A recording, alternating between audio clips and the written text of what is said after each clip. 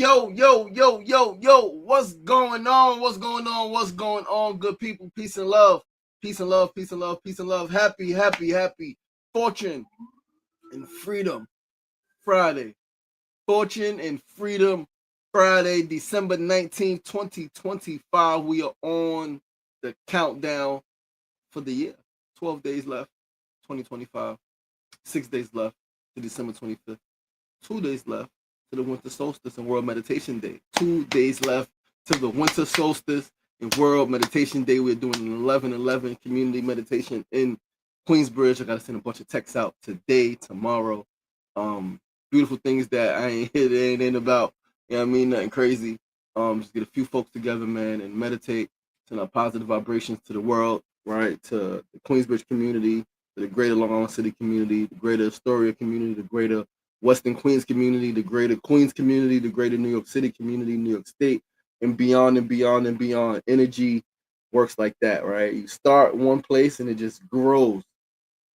This thing is extremely powerful. We are extremely powerful. You are extremely powerful, and I'm extremely excited to be who I am.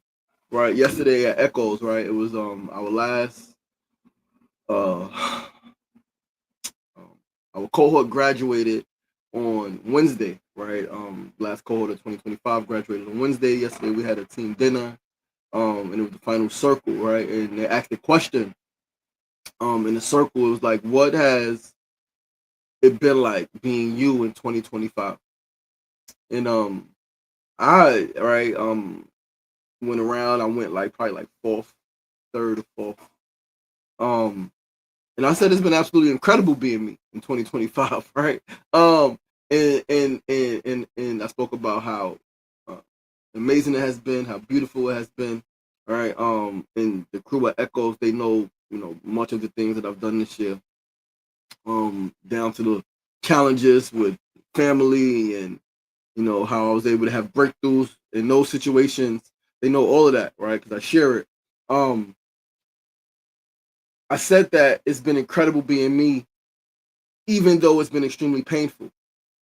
I've learned and I've fully come to terms with, right, that life does not happen without great pain. A great life does not happen without great pain and great challenges and great obstacles. That's not how you get to a great life. You get to a great life by overcoming great challenges, and sometimes one after another, sometimes fucking 3, 4, 5 of them at the same time, right? I asked to be great. This is fucking greatness. This is what it looks like. It looks like fucking challenge after fucking challenge after fucking challenge. That's what greatness looks like. Overcoming, right? That's greatness. Being able to remain focused, being able to remain grounded, being able to remain rooted, even though you may sway a little bit, right? You may fall off a little bit, but you're never getting completely down. And every time you level up and a new challenge comes and you fall, you never fall as low as you fell before. Like this fall, these last few weeks, right? These last 2 months wasn't as bad as the fall prior, right? There's no alcohol involved, right? I have been able to not smoke weed, right? Even though I felt emotionally not satisfied, right? Mentally, I was a little like out of whack for a little bit, right? Physically not feeling so great, but I didn't go back to smoking weed, right? And that's not something I'm going to stop forever, right? It was a time limit, 6 months, but I've been able to do it. Whereas in the past, where I say I'm not gonna smoke for 6 months, I'm not gonna smoke for 3 months, and I don't smoke for a week, and then something happens, I'm like, yo, I need some weed, and I'm smoking again. No, this time that did not happen, right? I am though gonna take some mushrooms, right? Because I got some stuff I still need to unlock, and I need to do it. Even though the season isn't changing, right? New year, but it's not a new season. I need to do it winter solstice, right? So, Sunday night, I intend to take a trip, right? To go and unlock some of these things that's going on up here, because although there was some emotional breakthroughs, there's still some emotional challenges, right? Because I have I, sh- uh, mm, I have a food addiction. Simple as that, right? I have an addiction to food, right? I recognize it. I see it in myself. I see the struggle, right? I see the challenge, my addictive personality. I've been able to let go of alcohol. street life, a lot of things I've been able to let go of. My addiction to food, I have not. All right. And is I know some reasons connected to it is my dad and is my mom. Right.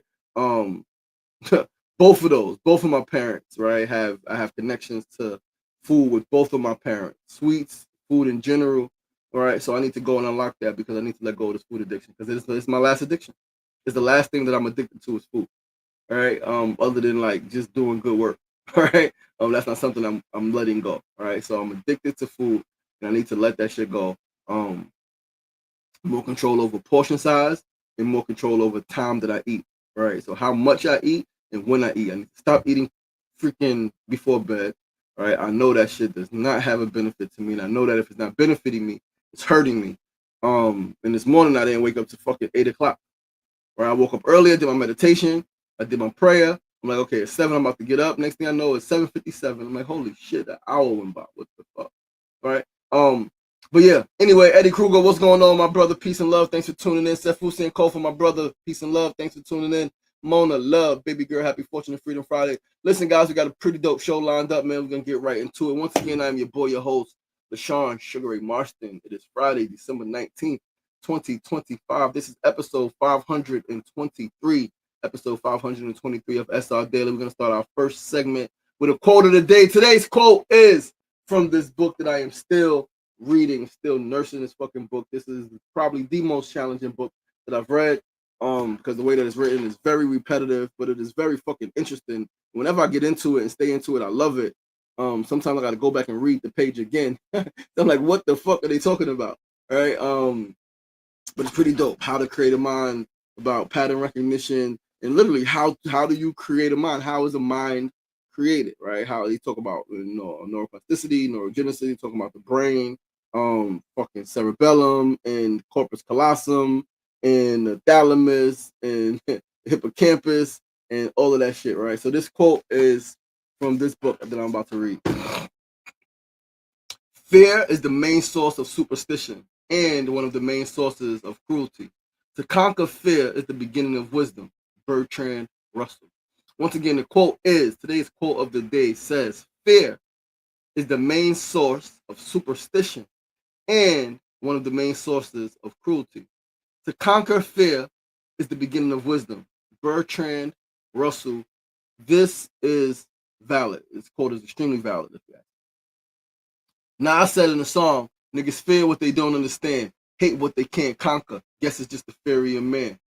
Once again, Nas said in the song, this could have easily been the quote as well. Niggas fear what they don't understand, hate what they can't conquer. Guess it's just the fury of man.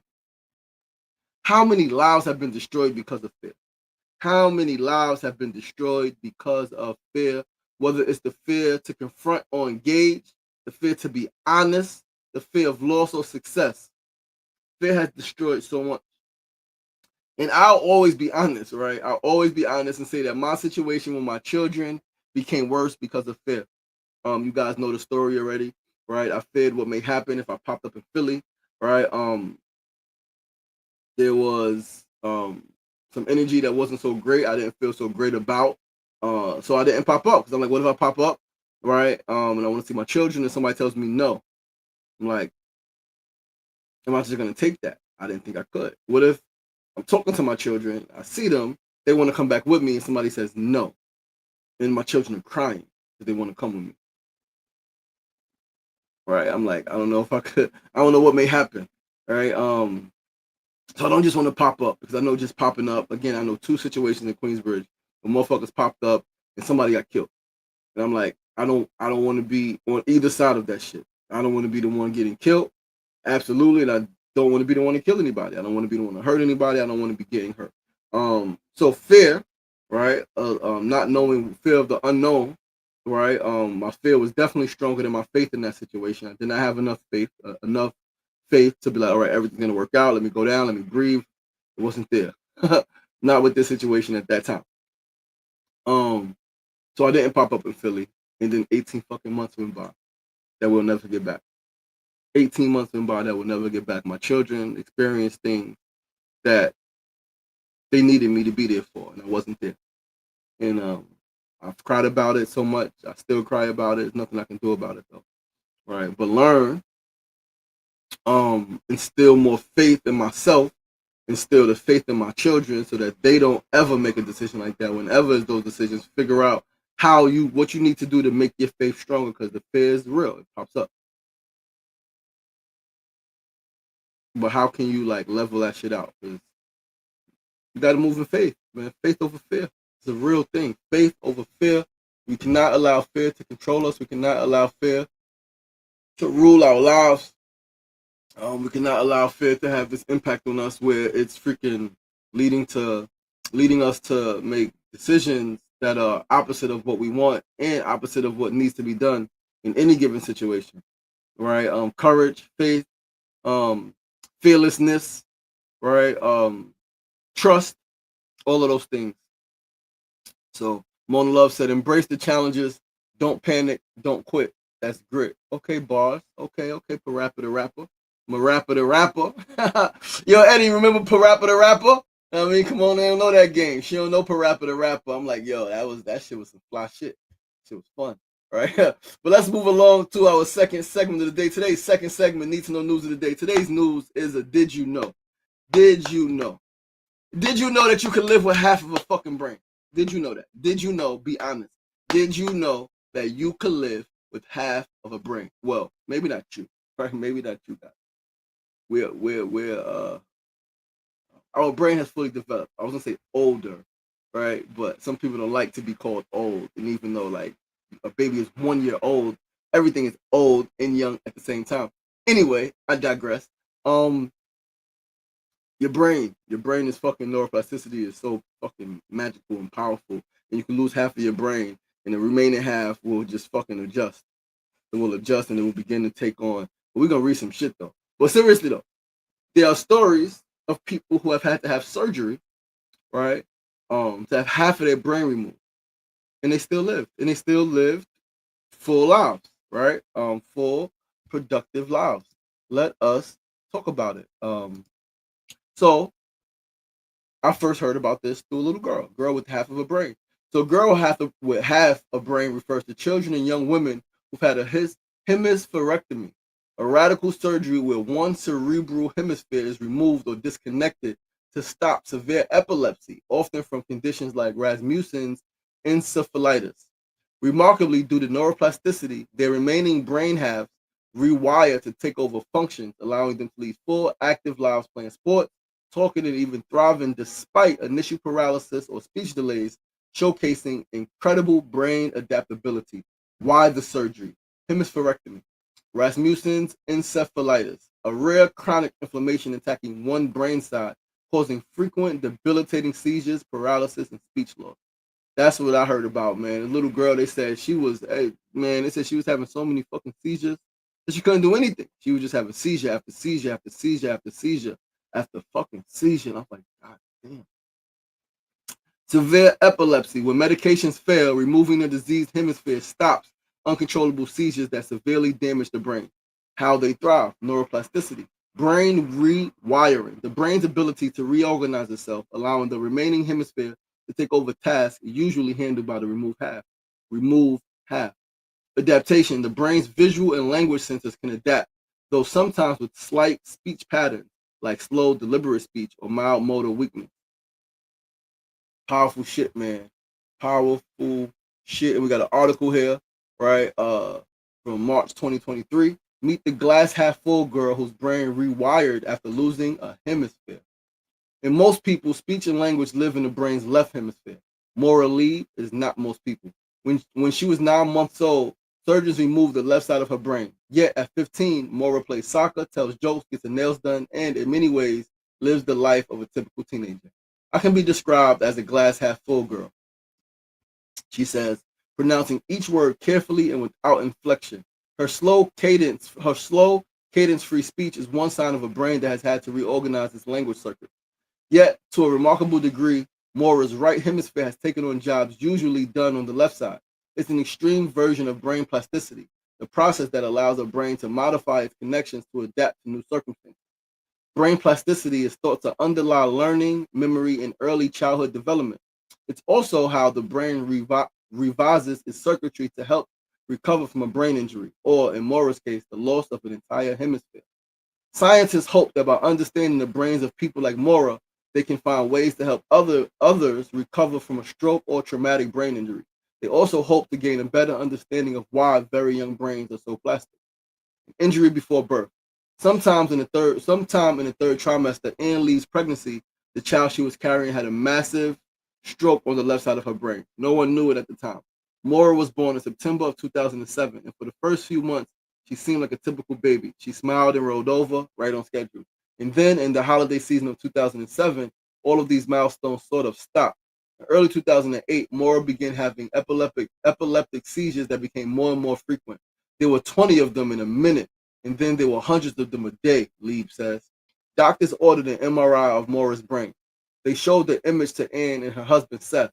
Seth did not have no background in medicine, Lieb said, but you just didn't need it to read that MRI.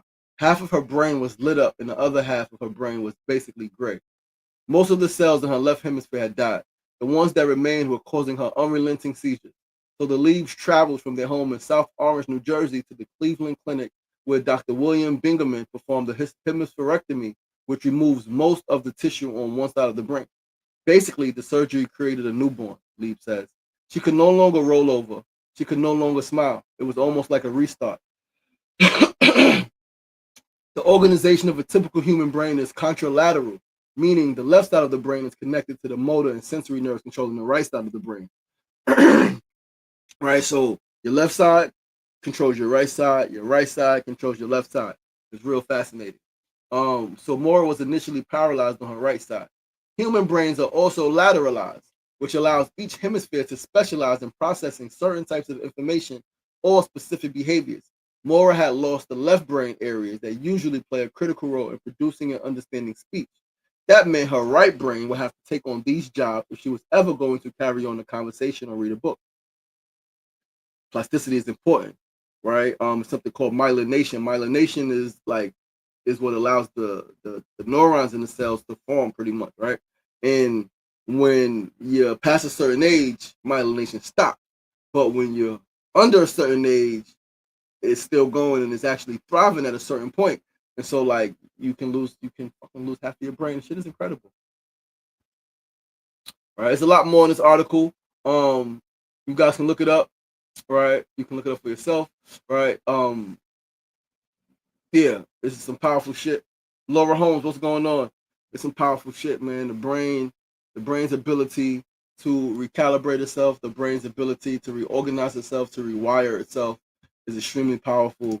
And one thing I've learned, right? One thing I've learned in this journey is that there are some people, some of us, who may not have had a brain injury, right? But trauma impacts the brain, right? Trauma impacts the brain, and so this knowledge is extremely valuable and important, even when it comes to trauma, right? And how the brain can rewire itself, even though you have trauma that is stored deep in your brain, deep in your body, right? That shit can be released through certain exercises, whether it's somatic exercises, whether it's breathing patterns, whether it's all of it together, right? And that's what I'll be introducing next week. Right? I'll be introducing that shit next week. The method that I've created, um, using the brain science, using the brain coaching certification, creating my own method that's going to lead to just a whole lot of dope shit that we're going to do for the world. Uh, Starting right here at home, Western Queens, Queensbridge, Long Island City, Astoria, New York City, and beyond. All right. So yeah, you could live with half a brain, right? Children, obviously, it is easier for their brain to adapt. The plasticity works better in the child's brain as opposed to an adult's brain. All right. But anything is possible. It's the power of the mind as well, right? So the brain is extremely powerful, and then the mind, which is not inside of the brain, right? Which is just, it shit is fucking fascinating, man, because the mind is powerful, and no matter how old you are, if you believe and if you know and if you trust and have deep faith that something can work for you, then you can make that shit work. The power of the mind coupled with the brain, is why we're able to do so many of the most incredible things ever seen or experienced, right?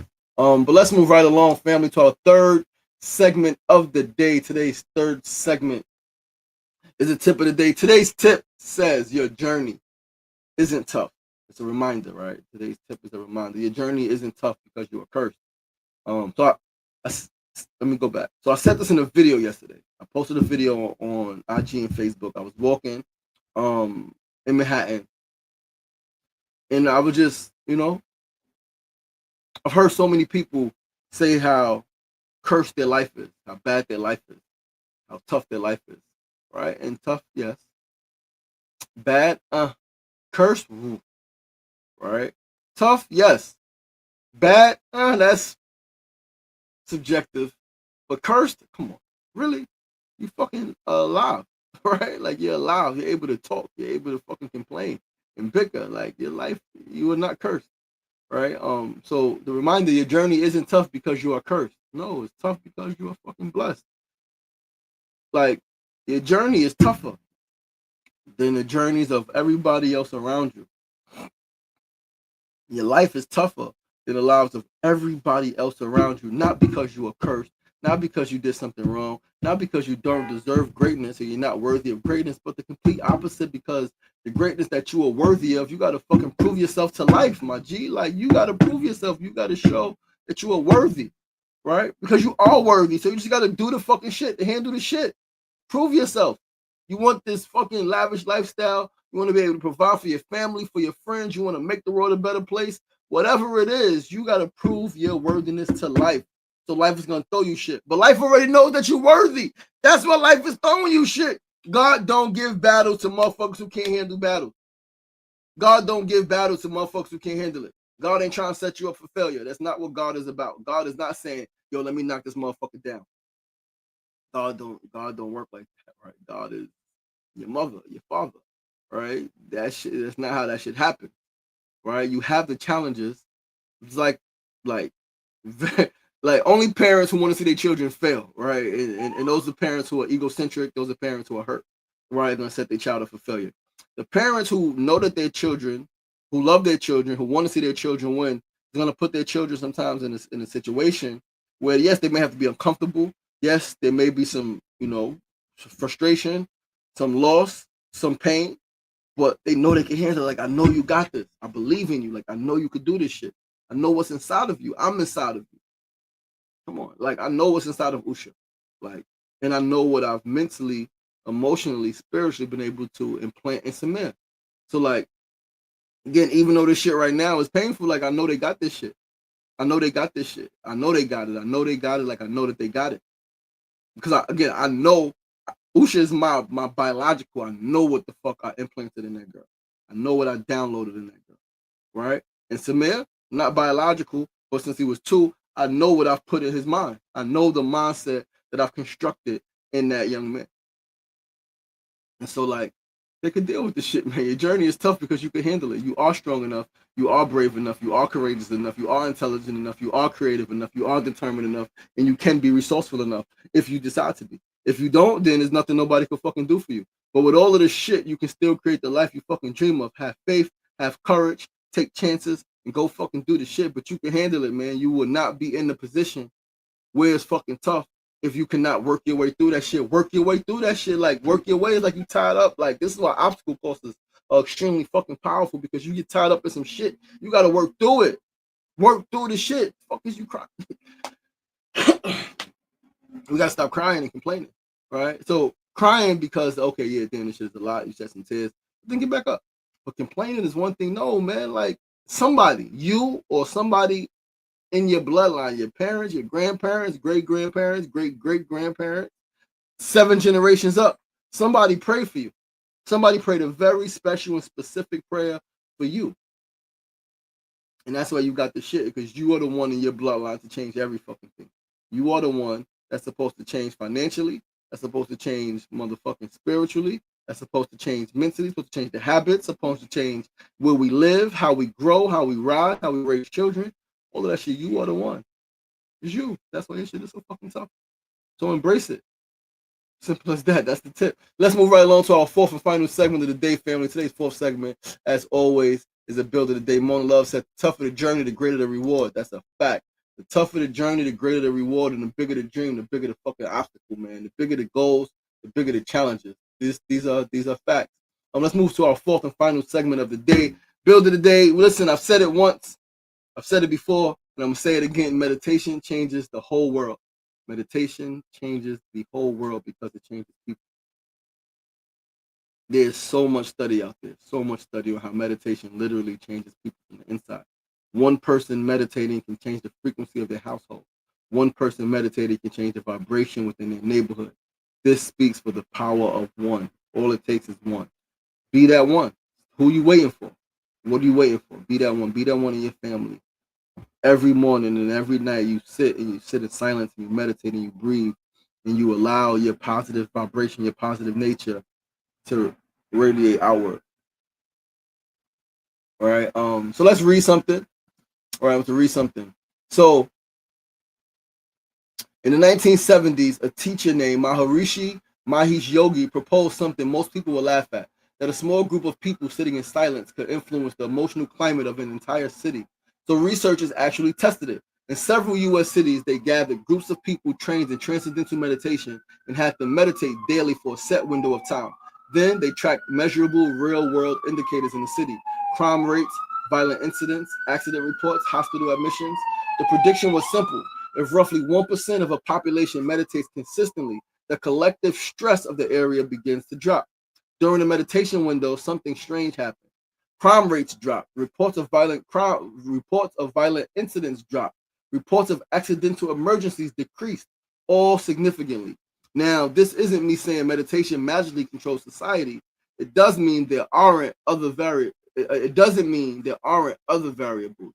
Even the researchers admit it is difficult to isolate human behavior with perfect precision. But the pattern was strong enough and consistent enough that it made both scientists and skeptics pause. Because whether you believe in energy fields or not, we all know one truth: humans affect each other. Stress spreads like a virus, but so does calm. So when you regulate your nervous system, you ripple that regulation into your home, your relationships, your environment.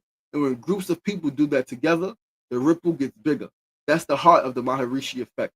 Your meditation doesn't heal you, it stabilizes you, as well as the space you're a part of. It becomes an act of love, quietly benefiting people who may never know your name, but will feel the difference in the air around them. You don't have to believe every claim. You just have to acknowledge what you already feel. A person at peace changes the room. A community at peace changes a city. A city at peace changes a country. And a country at peace is free. And it all starts with a single breath. So join me Sunday, World Meditation Day, winter solstice, Queensbridge Park, by the flagpole, by the water, as we meditate together. As we meditate together, we will meditate together Sunday morning. Start gathering at about 10:30 a.m. We're going to meditate for 11 minutes at 11:11 a.m. 11:11 until 11:22. We are going to meditate. I'm going to guide us in the meditation.